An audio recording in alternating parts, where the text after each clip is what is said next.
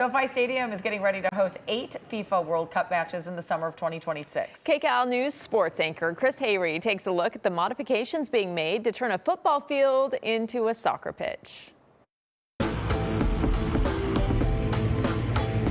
Since early March, crews at SoFi Stadium have been busy, rolling out and installing grass grown in the state of Washington.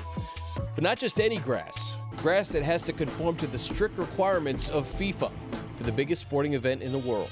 It's super exciting, as in any endeavor where you start with some hopes and some dreams and you kind of have it in your head how it could play out and ultimately look.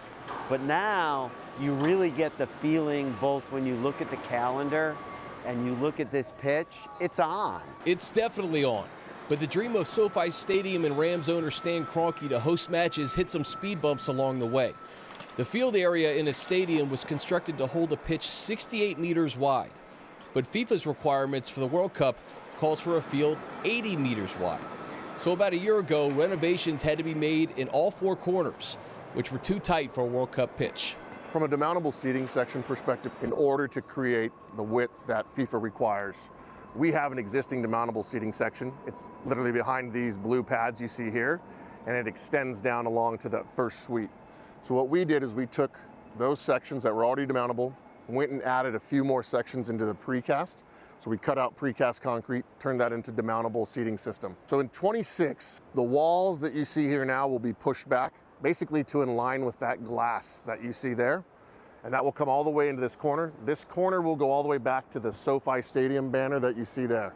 By doing these modifications, the stadium is only losing about 400 seats for the 8 World Cup matches. There was a thought to raise the pitch as much as 5 meters and have it go over the 100 level seating. But cost, a bigger reduction in capacity, and seismic concerns brought SoFi officials back to these plans, which also includes an elaborate drainage and air system for the natural grass. What we are on right now is a raised field. It sits on top of a permavoid system. That has allowed us to elevate the field. We then put down a synthetic geotextile liner on top of the permavoid.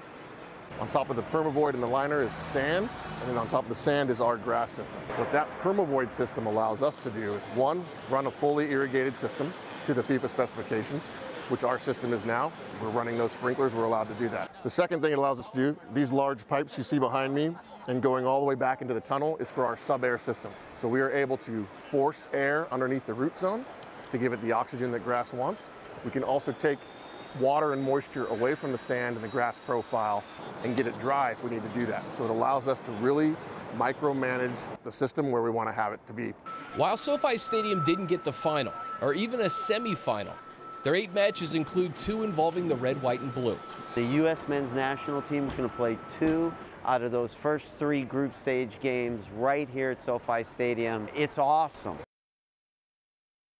Pretty exciting. It's unbelievable what they can do. Paul Diano says he actually does this to his yard. Oh, yeah, that's what I've heard. Just lifts it up. I've heard. It's world famous.